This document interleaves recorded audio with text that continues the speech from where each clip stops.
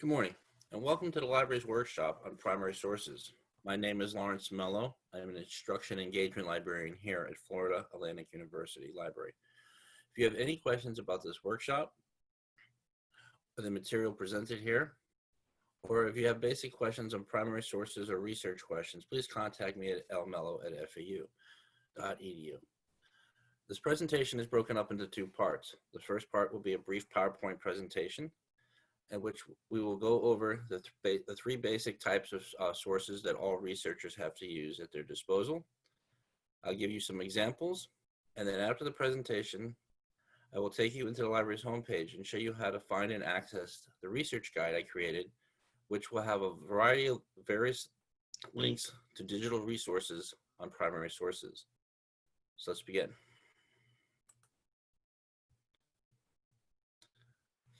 There are three different types of sources, as you can see: primary sources, secondary sources, and tertiary sources.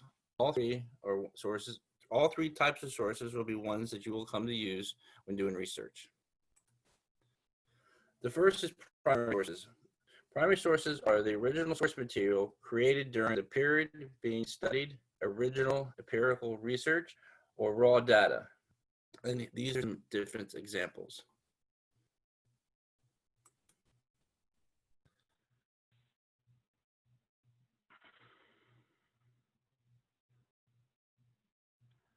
So whether it be the photo of minor children during the Great American Dust Bowl, an early map of the United States, or maybe it's a headline saying President Kennedy assassinated, love letters, formal government documents such as a certificate of marriage, or even the artifact spectacles of Benjamin Franklin.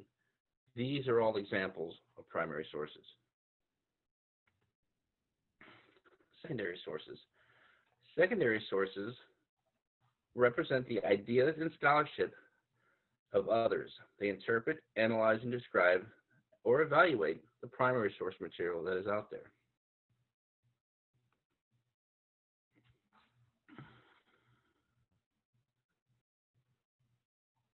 As you can see, one of the largest groupings of secondary sources you'll come to use while you're at school or doing research is textbooks, following encyclopedias, dictionaries, documentaries, or even those academic journal articles that your professors ask you to find for your research.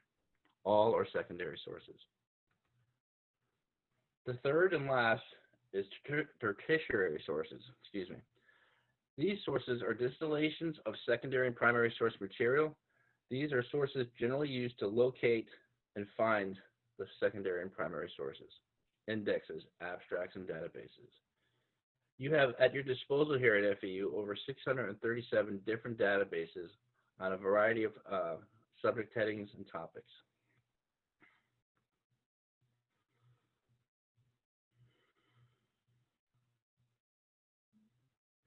So whether it be a children's book index for 2020, a Sears and Roebuck catalog, the abstract of an article, an operator's manual, or even a list of databases, these are all tertiary sources. All just a third part of the prong of doing research. Now, to access our research guide, when you come to the library's homepage, you'll notice at the bottom, research guides. You'll want to click on here. So now I'm going to end this presentation, our PowerPoint presentation, and I'll take you into the library's homepage directly. Bear with me 1 minute.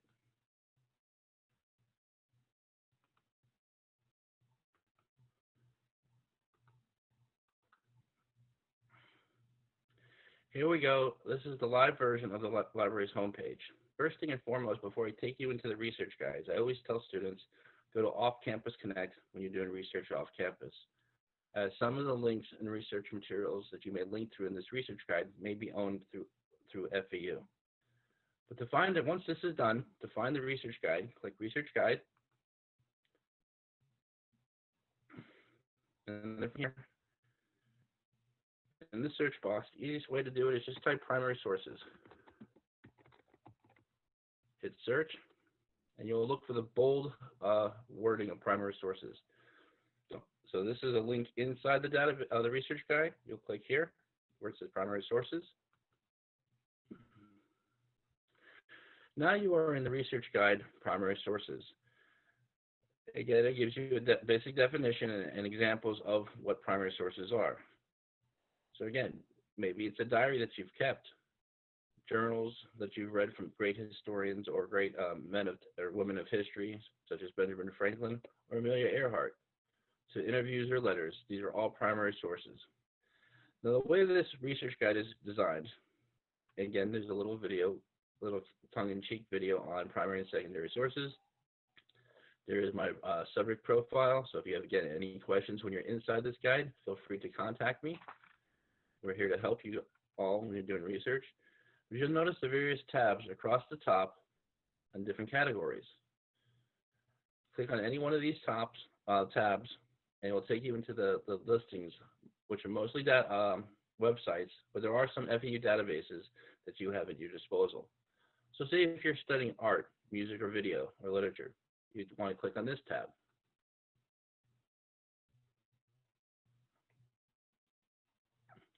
And you'll notice these are databases. All these databases are owned through or licensed for you. So again, you would require them you log in first to access them. So say if you were looking to look at you're dealing an art. Notice when you click on each, if it's a database, each one of these will click on and off. If you hover over them, offer basic information of what the database is. So we have databases dealing with art, film and literature, and various other collections. Sound and film. These are all databases licensed to FAU. But not everything that is primary sources are strictly to FAU. If you go to history, you'll notice there's a drop-down menu with various history in various countries or continents. So let's go to United States history.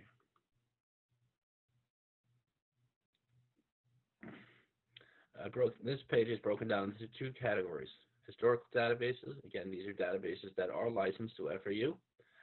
And these are a series of links or websites that are out there. These websites have been reviewed for their accuracy and their credibility. So they are very reliable. So again, depending on what your research is on, you may want to click on one of these databases. So like American historical documents. If you're looking for historical documents pertaining to the U.S. history, you'll notice this text has 47 treaties, speeches, historical accounts, government documents that trace U.S. history since its creation. So again, there are various links and websites. We even have a small category. We also have a category, on Florida history. And the one thing about these resources, these links are constantly being updated as new material being digitally scanned, as well as new links or new institutions put archives together. So these lists are not static; they're constantly growing with new material within them, and as well as new links being added to these pages. If at any time you are using any one of these links or databases, they do not work for you, please contact me, and I will either find its replacement or find out why it is not working. But you'll notice we have, again, links on different areas of history, military history, newspapers. Newspapers are an interesting source because they're both primary and secondary. Primary, if you're looking at an event, studying an event, and you're looking at headlines and articles written at the time of the event, that's what makes them primary sources. But if you're looking at an article that's written in, say, last year on the Titanic sinking or the end of World War II, that article would not be primary sources. Again, it has to be written at the time of the event happening. So World War II, Pearl Harbor, written in the 1940s to be a primary source. These are various databases, again, that we have access to, you have access to as a researcher, as well as these free websites, which have many different articles of different newspaper presses that we do not currently carry as a database. One other interesting thing with when you're looking at newspapers or magazines, to really give you insight into the culture that you may be looking at or studying is the advertisements. Those are always interesting because it gives you a little bit of a glimpse of to what and how people live during those time periods. So again, there are various topics. If you have a topic or a suggestion, or you come across a primary source link that you would like me to add to this LibGuide, please send it my way. I'll evaluate it and add it if need be. I've also put in 2 tabs recently dealing with FAU different collections. There's 3. One I have on government information and maps, because there's not, one of the largest publishers in the world is the U.S. government, and it's a very solid source for primary documents. And this is Bruce Baring. He's our subject librarian for government information and maps. I have special collections.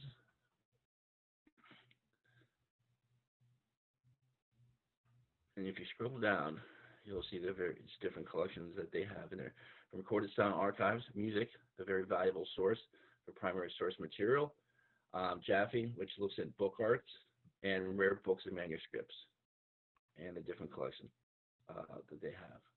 So maybe you're doing research on the university and you want to find out what was going on in 1963 when they first broke ground and inaugurated the university. You want to go to university archives. Or if you have a hankering to learn about the American Revolution and what those men and women were thinking about as they formed a new nation, come to the Marvin and Sybil Weiner Spirit of America collection. A lot of good information is there. The third tab of collections that we have at FAU Library is the digital collection. We are constantly growing this collection and digitalizing many different things that come into our collections.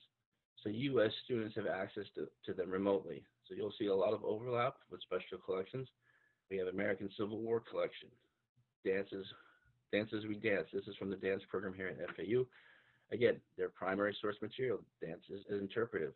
To a Florida collection, FAU historical newspapers, oral history collections. So you'll see there's a lot of different research and resources that you have at your disposal here through FAU and accessible to this research guide.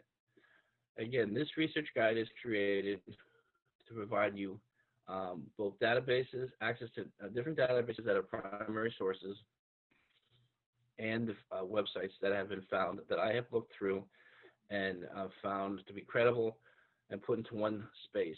These are not all that are out there. There's a lot more.